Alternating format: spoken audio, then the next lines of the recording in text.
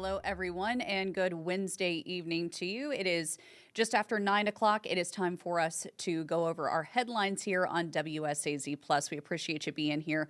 First tonight, we have some brand new details just within the last few minutes here at WSAZ on just a really difficult, just tough story that we've been following since last night. We had it as breaking news at 10 and 11 about a car that had gone off the road in Pomeroy, Ohio, into the icy Ohio River. And sadly, firefighters say one person didn't make it, but their heroics helped to save the life of a 4-year-old child that was inside that car. So we'll share some video with you as we talk about those new details that are just into us here at the station as we learn more tonight about the dramatic rescue that took place and the efforts to try and find the other person that was in this car. This all happened last night. It was about 8:40 that we first started getting calls into the newsroom about this happening, and we spoke with a firefighter with the Pomeroy Fire Department today. His name Dakota Rice.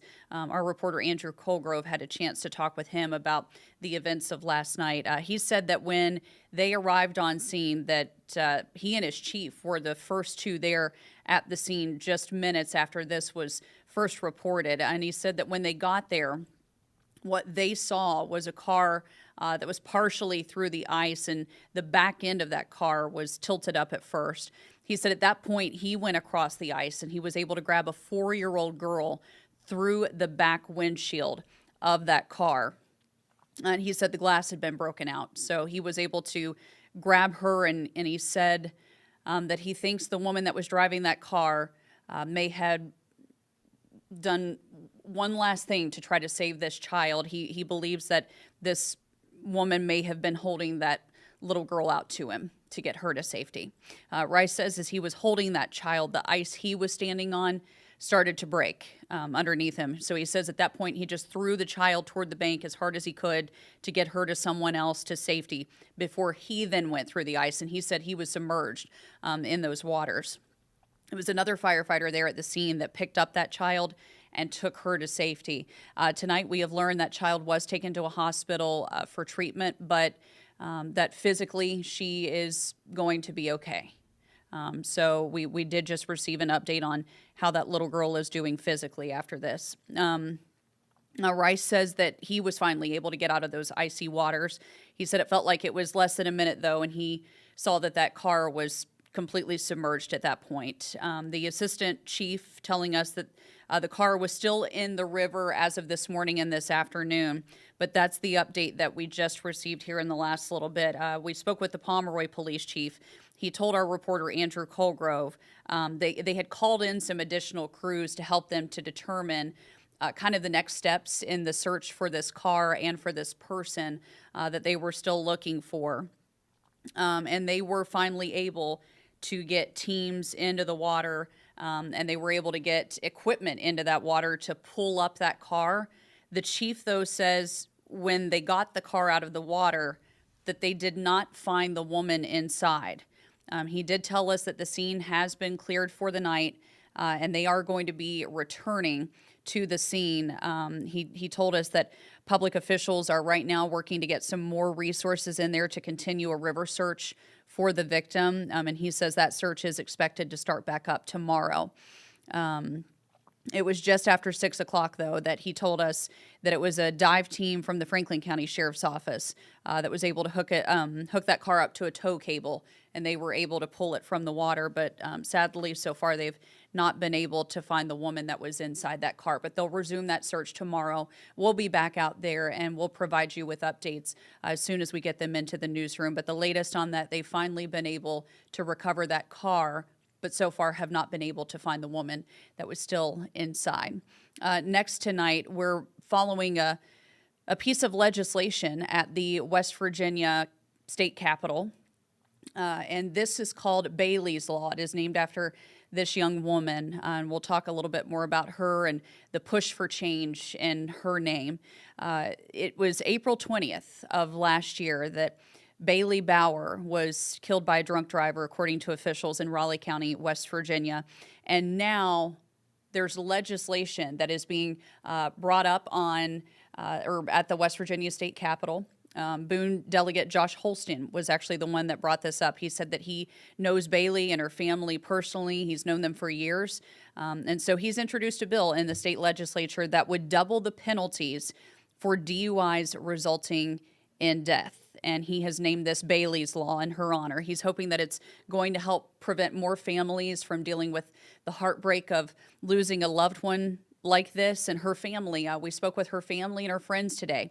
They told us they're really hoping that if this passes, that this will make drivers think twice before getting behind the wheel of a car under the influence. So that is now making its way through the state legislature. It's one that we'll be following in the days to come for the remainder of the West Virginia legislative session. But that one, called Bailey's Law, we'll have more information for you tonight at 10 and 11 on that story. Next tonight, it was decided today, and it's a final decision that 2 schools in Wayne County will be closing the doors at the end of the school year. We're talking about 2 elementary schools, Genoa and Dunlow Elementary. Today, the West Virginia State Board of Education met and voted to approve the closure of those 2 schools at the end of the school year. Now, this comes after meetings with the Wayne County Board of Education and several public hearings before families that live there. That was their chance to tell leaders how their families would be personally affected, how their students would be affected if these 2 schools would close. But that decision is final, so this is going to happen. The school system, according to the board, has been dealing with a decrease in enrollment, causing state funding to drop, and that's been one of the big factors on the move to close these 2 schools. The superintendent of Wayne County, Todd Alexander, telling us that the school district would be in a more than $1.5 million deficit for the year if these closings were not approved. So now, once those 2 schools close at the end of the year, those students that attend Genoa and Dunlow Elementary, they will then be dispersed out to other schools in the county, and those schools include Crum Pre-K through 8, East Lynn, and Wayne Elementary School. So that was voted on today at the State Board of Education meeting, those 2 schools closing at the end of the school year. Next, we're going to talk about a new appointment to the West Virginia State Board of Education. This happening today in an announcement from West Virginia Governor Patrick Morrisey, announcing the appointment of Dr. James Paul to the West Virginia Board of Education. He serves as the Director of State Education Opportunity at America First Policy Institute. The governor says that he will bring a focus on accountability after seeing low rankings for the state.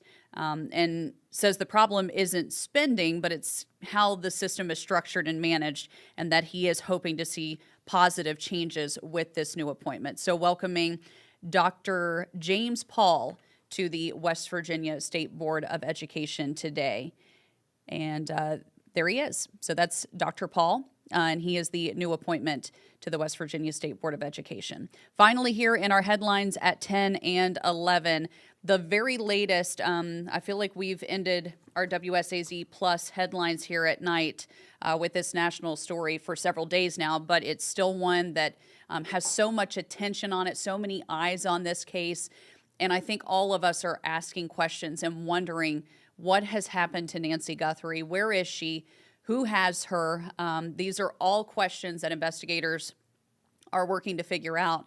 And yesterday, there were several breaks in the case.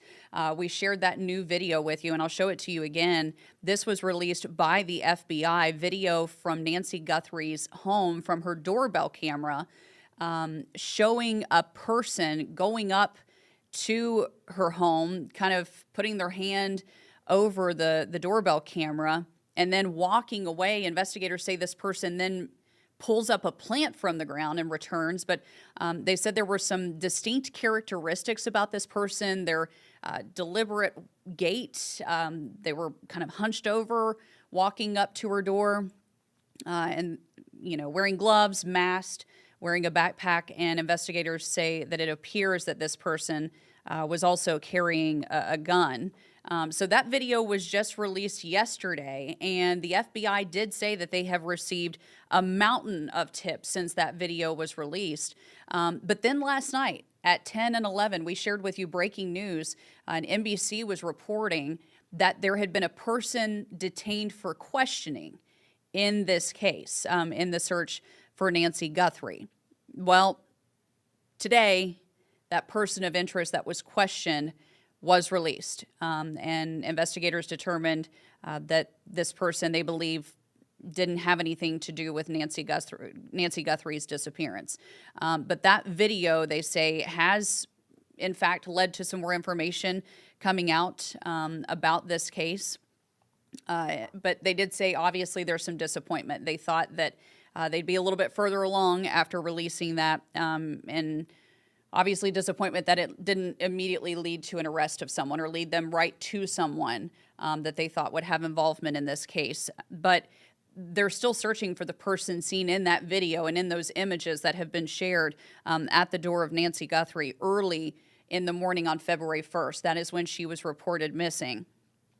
For now, though, those leads have directed FBI agents to roads nearby in the area in Tucson, surrounding the foothill area or the foothills of Tucson this afternoon. But the search now in its 11th day in the case of Nancy Guthrie. And so far, she has still not been found. But her family, including her daughter, Today's Show co-anchor Savannah Guthrie, posting updates to social media saying they believe with everything in them that their mother is still out there and that she is alive and that she will be brought home safely. Rewards are being offered in the case. There's now a website that is dedicated to the search for Nancy Guthrie with the pictures and the video of that person that they're still searching for that was seen at her doorstep on the morning of February 1st. So that's the very latest. There haven't been a lot of new developments today in this case. I think the investigators are still hoping that more people may come forward after seeing that video and might notice something a little off, or they may say, oh, that looks like someone I know, or they kind of have movement characteristics that match someone I know. But so far that has not happened. But investigators are still sorting through all that information coming into them, the tips coming in from people that are calling in. And it's a case that we're still going to follow here at WSAZ. And that's a look at a lot of the headlines that we're going to have for you at 10 and 11 tonight. If you can't join us, that's kind of a sampling of what we're going to have for you. We always appreciate you being here on WSAZ Plus as we bring you those evening headlines. Remember, you can always find us on any of your streaming devices, and you can always watch with us on our live stream on WSAZ.com. For now, I'm Taylor Eaton at WSAZ Plus. Appreciate you being here on this Wednesday evening, and have a great Thursday ahead.